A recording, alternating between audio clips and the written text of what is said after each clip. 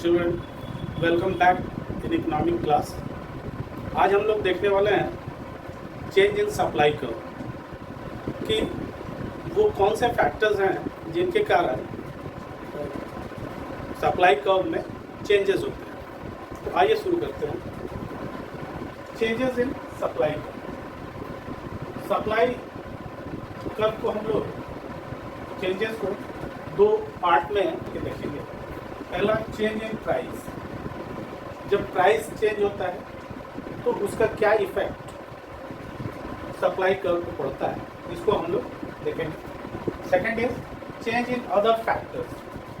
जो other factors होते हैं उनके चेंज होने पे सप्लाई कर्व में क्या चेंजेस आते हैं उनको हम लोग। तो चेंजेस इन प्राइस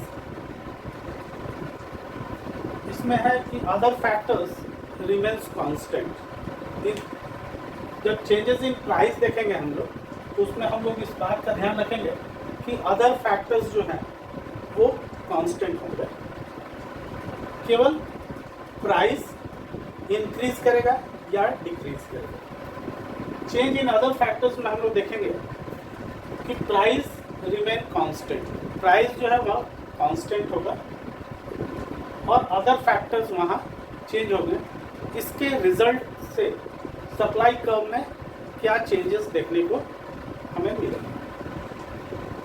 तो बच्चों, आप जानते हैं चेंजेस इन अदर फैक्टर्स, जैसे कि हम लोग प्रीवियस क्लासेस में पढ़ चुके हैं कि वो अदर फैक्टर्स क्या हैं।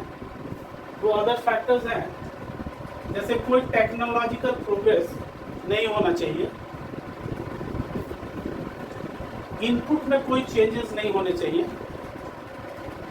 इनपुट यानी कॉस्ट में कोई चेंज नहीं होना चाहिए, गवर्नमेंट की पॉलिसीज में कोई चेंजेस नहीं आने चाहिए। ऑब्जेक्टिव ऑफ फॉर्म क्या है? मैक्सिमम प्रॉफिट गेन करना, यही ऑब्जेक्टिव ऑफ फॉर्म होता है। तो इसमें भी कोई चेंज नहीं होना चाहिए। ऐसा नहीं होना चाहिए कि ऑब्जेक्टिव चेंज हो गया फॉर्म का और वो सोशल वर्क करने लगे, तो ऐसा नहीं होना चाहिए। ये फैक्टर्स हैं जो चेंज होंगे यहाँ, और प्राइस क्या होगा? कांस्टेंट होगा। इसमें प्राइस चेंज होगा और अदर फैक्टर्स कांस्टेंट। ये दो पार्ट में हो गया, दोनों को हम लोग एक एक करके समझेंगे। अब चेंजेस इन प्राइस दो तरह से होगा, या तो वो अपवर्ड मूव करेगा या डाउनवर्ड मूव करेगा। अपवर्ड कब मूव करता है? जब प्राइस इंक्रीज करेगा। जब प्राइस बढ़ेगा, इंक्रीज होगा, तब ये अपवर्ड मूवमेंट देखने को हम लोग को मिलता है। डाउनवर्ड मूवमेंट कब मिलता है? जब प्राइस डिक्रीज होती है, जब प्राइस नीचे आती है, कम हो जाती है, तो हम लोग को डिक्रीज इन प्राइस देखने को मिलता है। इंक्रीज इन प्राइस को हम लोग एक्सपेंशन भी बोलते हैं। एक्सपेंशन मतलब फैलाव। और डिक्रीज इन प्राइस को हम लोग कॉन्ट्रैक्शन भी बोलते हैं। कॉन्ट्रैक्शन का मतलब संकुचन, प्राइस में कमी का आना, संकुचित हो जाना, सिकुड़ जाना, तो इसको कॉन्ट्रैक्शन कहते हैं। अब हम लोग देखेंगे कि चेंज इन अदर फैक्टर्स में जहाँ प्राइस कांस्टेंट होगा, प्राइस में कोई चेंजिंग नहीं होगी, वहाँ या तो प्राइस या तो सप्लाई राइटवर्ड शिफ्ट होगी, कर्व जो है सप्लाई की वो राइटवर्ड शिफ्ट होगी या लेफ्टवर्ड शिफ्ट होगी। जब इंक्रीज होगा सप्लाई में तब वो राइटवर्ड शिफ्ट होगी, और जब प्राइस जब अदर फैक्टर्स डिक्रीज करेंगे तब वो लेफ्टवर्ड शिफ्ट होगी। आइए इसको हम लोग देखते हैं। एक छोटा सा शेड्यूल से ही हम लोग समझ सकते हैं इसको। फर्स्ट, इस कॉलम में मैंने प्राइस को लिया है 1, 2 एंड 3। ये रुपीज़ में है, और ये क्वांटिटी डिमांडेड है,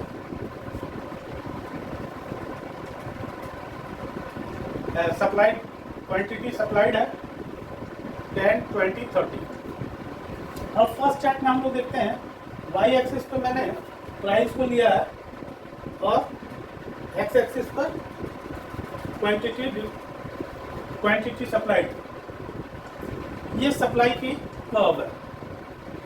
फर्स्ट पे ये 10 था, तो फर्स्ट पे मैंने 10 ले लिया है, ये क्वांटिटी Q।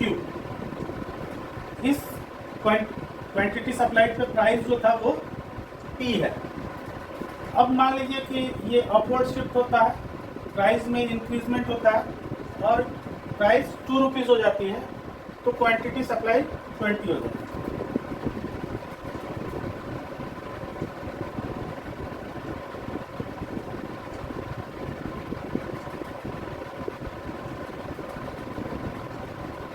यहाँ आ जाएंगे हम लोग, ये हो जाएगा P1 और ये हो जाएगा Q।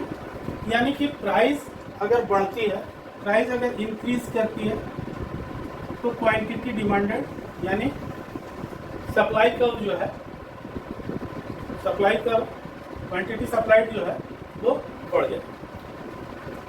अब सेकंड में देखते हैं, इसमें हम लोग देखेंगे जब प्राइस डिक्रीज हो रही है, पहले 2 थी प्राइस, अब 1 हो रही है, प्राइस 1 हो रही है, यहाँ आ रही है, तो ये क्या हो जाएगा, क्वांटिटी सप्लाइड कितनी हो जाएगी, 10 हो जाएगी।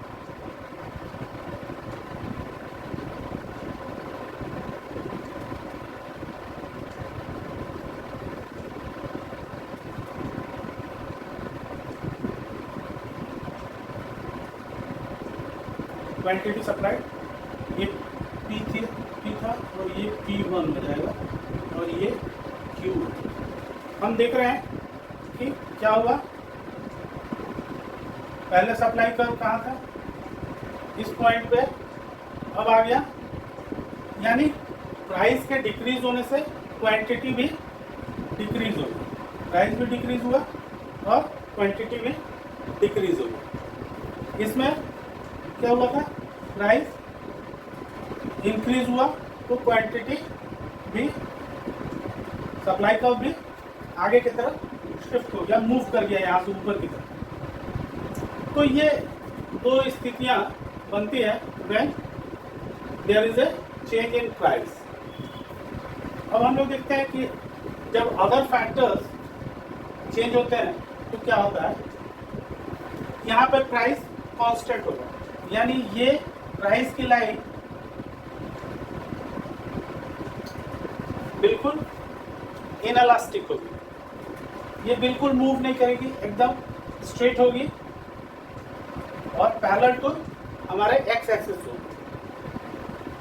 अब हम लोग देख रहे हैं कि यहाँ 20, जब प्राइस 2 रुपीज़ था, जब प्राइस 2 रुपीज़ था, तो ये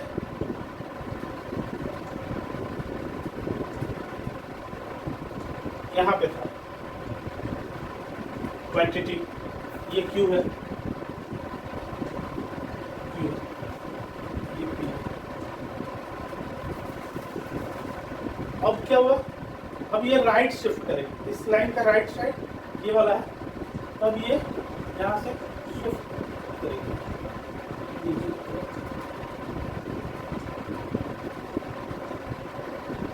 ये नीचे की तरफ शिफ्ट कर ले। तो हम देखते हैं कि ये लाइन यहाँ पे प्राइस को काट रही है, सप्लाई लाइन प्राइस को यहाँ पे काट रही है। तो अब क्वांटिटी कहाँ चला गया,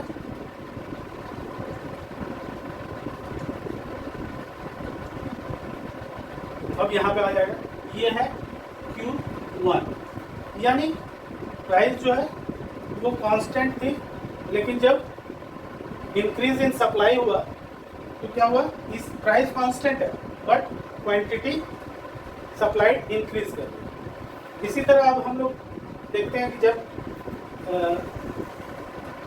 सप्लाई डिक्रीज करती है तो लेफ्टवर्ड मूव शिफ्ट करती है,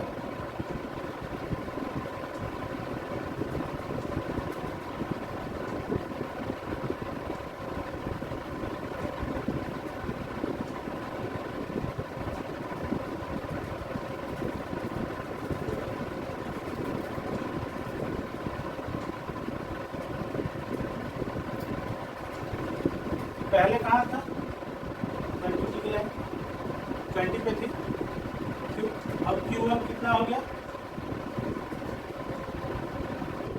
पहले जो प्राइस को यहाँ पे काट रही थी सप्लाई लाइन, अब नई सप्लाई लाइन जो है वो इस पॉइंट पे काट रही है और यहाँ पर जो है वो क्वांटिटी क्या हो रही, कम हो गई। तो हम लोग देखते हैं कि जब डिक्रीज करती है अदर फैक्टर्स तो क्या होता है, क्वांटिटी कम हो जाती है। तो ये चार जो है, ये चार ग्राफ से हम लोगों ने देखा कि किस तरह से सप्लाई में चेंजेस आते हैं due to the change in price and due to the change in other factors. तो बच्चों इसको स्क्रीनशॉट ले सकते हैं आप इसका। तो बच्चों उम्मीद है आपको समझ में आया होगा, और समझ में आया तो अपने दोस्तों के साथ शेयर कीजिए, वीडियो को लाइक कीजिए, और कोई भी प्रॉब्लम हो तो आप कमेंट कर सकते हैं, कमेंट बॉक्स में लिखिए, मैं उसका जवाब दूँगा।